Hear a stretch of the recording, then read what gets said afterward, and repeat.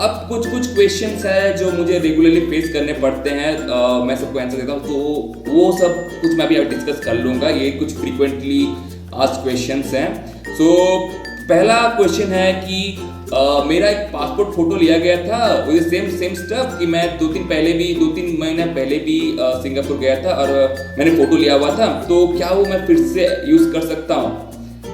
Guys एकदम नहीं, sorry, no, एकदम नहीं। मैं बताऊं, मैंने भी यही गलती की थी एक बार कि मैंने वही मैं 3 महीने के अंदर फिर से सिंगापुर गया था और मैंने वही फोटो लगा दी थी बिकॉज रिसेंटली टेकन फोटो था। सीधा वो कैंसिल हो गया, मेरा वीजा रिजेक्ट हो गया only because of that photo. Guys ये मिस्टेक मत करिएगा, ये गलती कभी मत करिएगा कि आपका जो एक फोटो आपने लगा दिया है पहले, जो आपने सबमिट किया है पहले, उसी फोटो का फिर से रीअप्लाई करें। नहीं नहीं नहीं, मैं आपको ये रिकमेंड करूंगा for every travel, every application for visa of Singapore, please take a fresh photo, please take a fresh photo with the given specification जो आपका 45x35 का मिलीमीटर जो है, with 80% of face visible with white background. ये आपको please आपको manage करना पड़ेगा, नहीं तो आपका अगर सारा डॉक्यूमेंट भी सही है, सब कुछ सही है, लेकिन ये फोटो के लिए भी आपको कट सकता है। बिकॉज मेरा भी ये कैंसिल हो चुका है, एक बार मेरा रिजेक्ट हुआ है just for this photo specification because I was slightly over confident कि अरे मुझे तो वीजा लगता है, ये भी लग जाएगा। सो गाइज ट्राई करिए कि वो गलती ना करें आप। क्वेश्चन फ्रीक्वेंटली आस्क्ड क्वेश्चन ऐसा है कि do I have to book flight tickets before applying for Singapore e visa? ये मैं डिस्कस कर चुका, फिर भी मैं फिर से और एक बार डिस्कस कर लेता हूँ। अगर कोई स्किप कर गए होंगे, सब लोग स्किप करते रहते हैं वीडियो को, कौन देखता गया था, बट जो लोग को जानना ही है कि क्या इन्फॉर्मेशन है तो वो देखते ही हैं, तो उनके लिए मैं बता रहा हूँ कि देखिए वो डिपेंड करता है आपके एजेंट्स के ऊपर। अगर आपके एजेंट आपको बोल रहे हैं कि उनको आप कंफर्म टिकट देना है तो आपको देना ही पड़ेगा, और कुछ अगर आपको नहीं बोल रहे कि नहीं आपका बिना कंफर्म टिकट के भी हो जाएगा तभी कोई दिक्कत नहीं है। वो डिपेंड करता है आपके एजेंट के ऊपर। कुछ एजेंट्स कंफर्म टिकट मांगते हैं to India to Singapore and Singapore to onward country और बैक टू इंडिया, एंड कुछ आपको नहीं मांगते हैं। तो देखिए ये रिटर्न जर्नी का टिकट तो आपको रखना ही पड़ेगा, रिटर्न जर्नी या ऑनवर्ड जर्नी का टिकट आपको रखना ही पड़ेगा, नहीं तो वीजा आपको मिलने वाला है नहीं। ये बहुत मैंडेटरी चीज है। और एक स्ट्रेच पे आप रह सकते हैं अराउंड 30 डेज इन सिंगापुर। आपको अगर मान लीजिए 90 डेज का वीजा ही मिल गया है, लेकिन आप एक स्ट्रेच पे 30 डेज ही रह सकते हैं, उससे ज़्यादा नहीं रह सकते हैं। कि मेरा वीज़ा है 60 डेज का या 90 डेज का, मैं कितना दिन सिंगापुर पे रह सकता हूँ?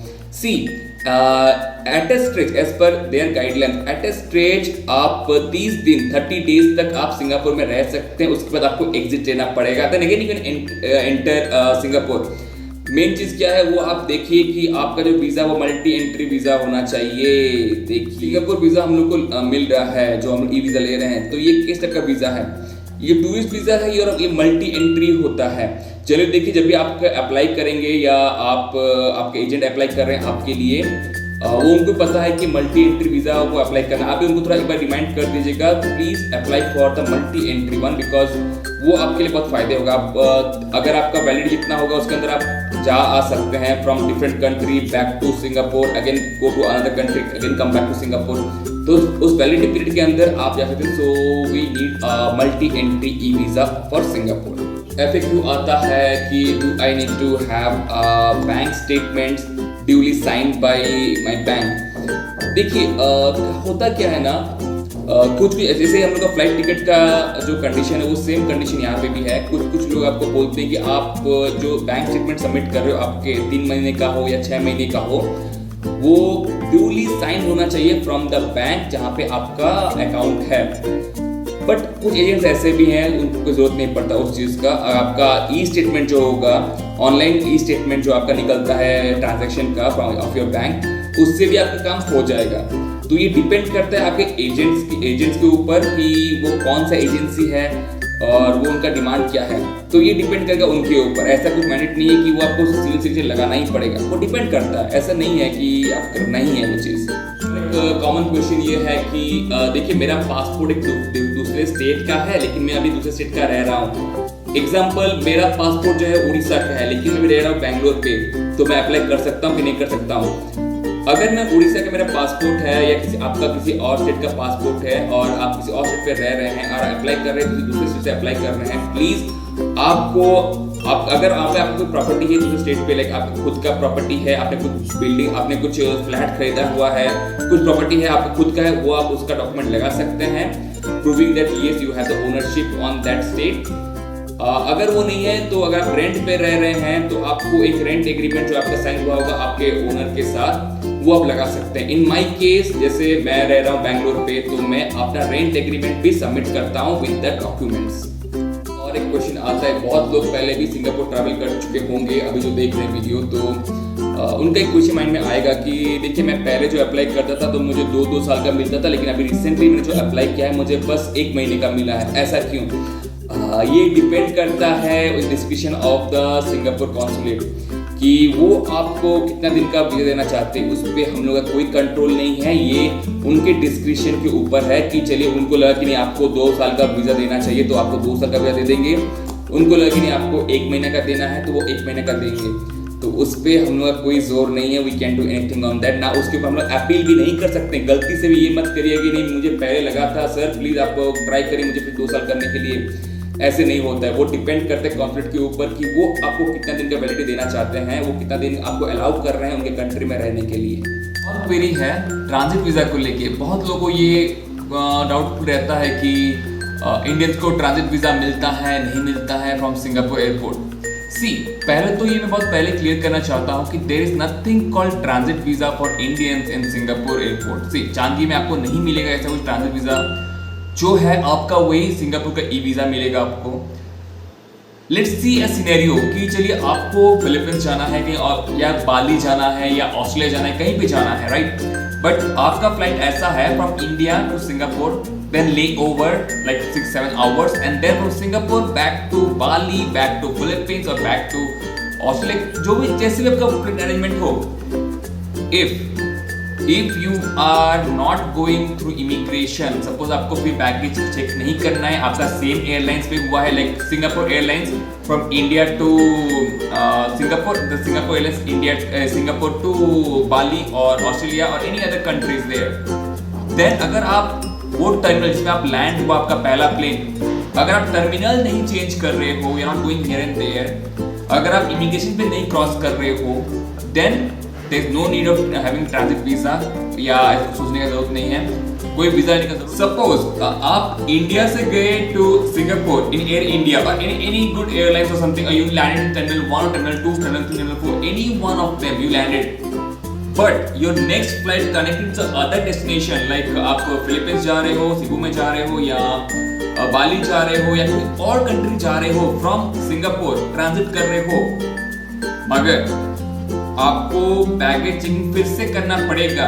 2 डिफरेंट एयरलाइंस बैगेज चेकिंग की जरूरत पड़ सकता है। अगर दूसरा एयरलाइंस है, सपोज ये एयर इंडिया है, इंडिया टू सिंगापुर और सिंगापुर टू बाली है, आपको दौड़ा इंडोनेशिया, डिफरेंट एयरलाइंस में भी आपको जाना पड़ेगा थ्रू इमिग्रेशन। उस केस में you must have a valid Singapore e visa. ये मान के रखिए कि अगर आप जिस टर्मिनल पे अराइव किए हैं, मान लीजिए आप टर्मिनल 2 पे अराइव किए एंड आपका जो नेक्स्ट फ्लाइट है वो भी टर्मिनल 2 पे है, तो कोई दिक्कत वाली बात नहीं है। द मोमेंट आपका टर्मिनल चेंज हो गया या आपको अपना लगेज लेने के लिए फिर से आपको चेक इन करना पड़ा, sorry boss, at that moment you should have a valid Singapore e visa. तो मैं आपको अपना एग्जांपल बताता हूँ। सी, मैं जब ट्रैवल करता हूँ फ्रॉम फिलीपींस टू सिंगापुर, मैं ट्रैवल करता हूँ सीयू पैसिफिक हो गया, कभी एयर एशिया हो गया। मेरा travel from Philippines to Singapore is in Cebu Pacific और Air Asia, but from Singapore to India is in Air India, right? 2 different airlines. अभी क्या होता है मेरे से, मैं जब टर्मिनल 4 पे लैंड करता हूँ, टर्मिनल 1 पे लैंड करता हूँ, कोई भी टर्मिनल पे लैंड करता हूँ, मुझे फिर से इमिग्रेशन थ्रू जाना पड़ता है। क्यों? बिकॉज मुझे टर्मिनल चेंज करना पड़ेगा। मेरा जो फ्लाइट आया था फिलीपींस से सिंगापुर तक, वो एक दूसरे टर्मिनल पे आया। मुझे नेक्स्ट टर्मिनल, मुझे जो नेक्स्ट फ्लाइट पकड़ना है वो है एक दूसरे टर्मिनल पे। टर्मिनल चेंज करना पड़ा, मुझे जाना तो पड़ा, इमिग्रेशन क्रॉस करना पड़ा। So at that end I have to take a Singapore e visa. तो ये कंडीशन रहता है। अभी आप बोलेंगे कि शटल बस तो चलता है, so why don't we take a shuttle bus from terminal 4 to terminal 1, terminal 1 terminal 4, whatever it is. कोई भी टर्मिनल में आप लैंड किए, कोई भी टर्मिनल में आपको जाना है, शटल बस है, आई एग्री।